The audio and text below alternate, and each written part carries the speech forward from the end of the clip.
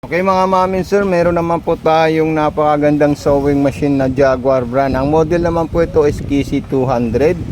Okay, ito po ay automatic push button at ang price ng ating sewing machine is 4,999 mga mamin sir. Then ang stitches naman po niya is 0 to 29. Marami po siyang borda, embroidery, double stitch, single zigzag, double zigzag, edging, piping, cover stitch at button holder, button sew. So ngayon mga mamin sir, ituturo ko po sa inyo kung saan po yung option para sa ating stitches and embroidery. So ito po siya mga mamin sir, left and right na arrow, nakataas.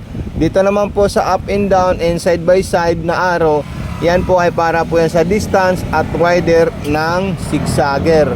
Okay, so dito naman po banda mga mamin sir is ito po yung speed control, then reverse, then tension yung nagpapahigpit. Pag malaki yung numero, maganda yung templa ng tahi sa ilalim, at pagpalit naman po ng numero, lumuluwag po yung tahi sa ilalim. Dito naman po yung button start tsaka button stop.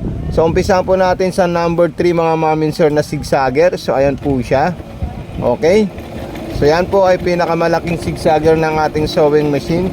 At ang kanyang pong speed controls is nasa medium lang po siya mga mamin sir. Pwede nyo po i-stop dito. Okay, then kung kukuha po kayo ng single stitch, so ima-minus nyo po yung 03, pagiging 00 po siya. So paano po siya? 04, 05, 06, 07, 08, 09, 00. So street sewing. So ang distance po niya at ang species ng ating straight line is number 3.5 or 35. So masinsin po yan mga mamin sir. Ayan.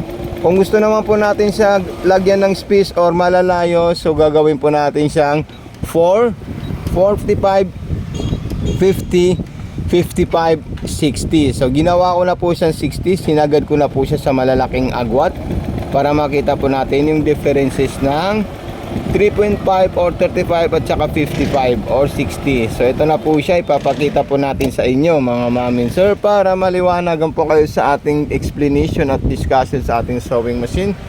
So ito po actually yung ginawa ko kanina bago ko po siya i-live at saka bago po siya i-testing. So ito na po siya mga mamin sir, napakaganda po yung ating stitches length. Okay, so ngayon kukunin natin yung pinakamalaking distance. So gagawin po natin siyang 30 to 45. So ito na po siya mga mamin sir.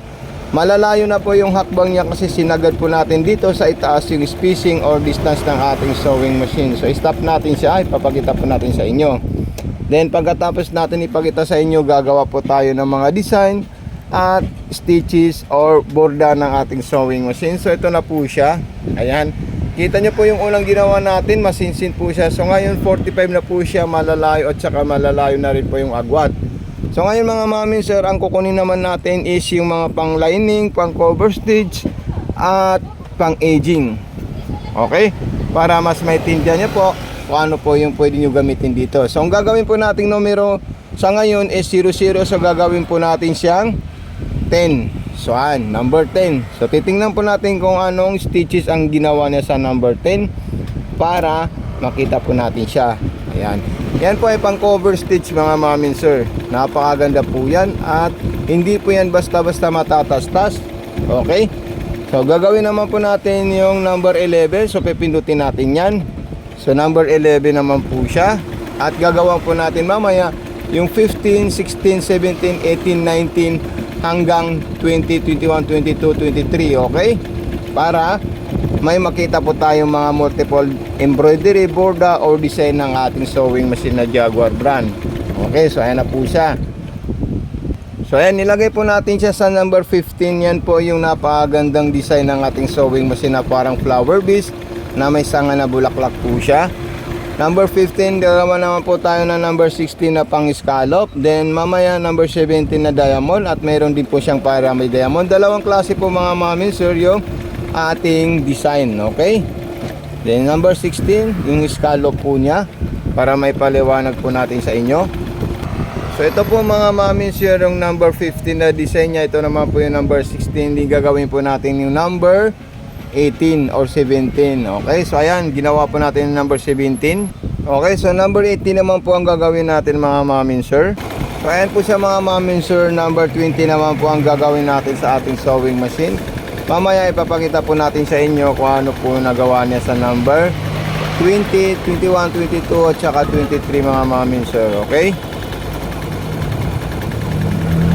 So ito po yung 25 at 26 na stitches ng ating sewing machine na napaka-solid at napakagandang design na embroidery ng ating sewing machine. So ito na po siya, pa-stop na po natin yung sewing machine natin para maipakita po natin sa inyo at makita nyo po ng maayos. Ika-close up po natin sa ating video mga mami sir. So ito na po siya mga mami sir, yung lahat ng ginawa ng ating sewing machine. Paki-follow na lang po yung FB natin, Mato Makina Panahi. Paki-subscribe din po yung Mato Panumpang YouTube channel natin at mayroon din po tayong TikTok account for cash on delivery po mga mami sir with butcher na Mato Sewing Machines. Yan, Mato Sewing Machine po. Ito po siya mga mami sir yung ating profile sa ating tindahan. Ayan, Mato Sewing Machine, TikTok shop for cash on delivery with butcher discount po yan mga mami sir. So salamat po, God bless po, more power po sa inyong lahat.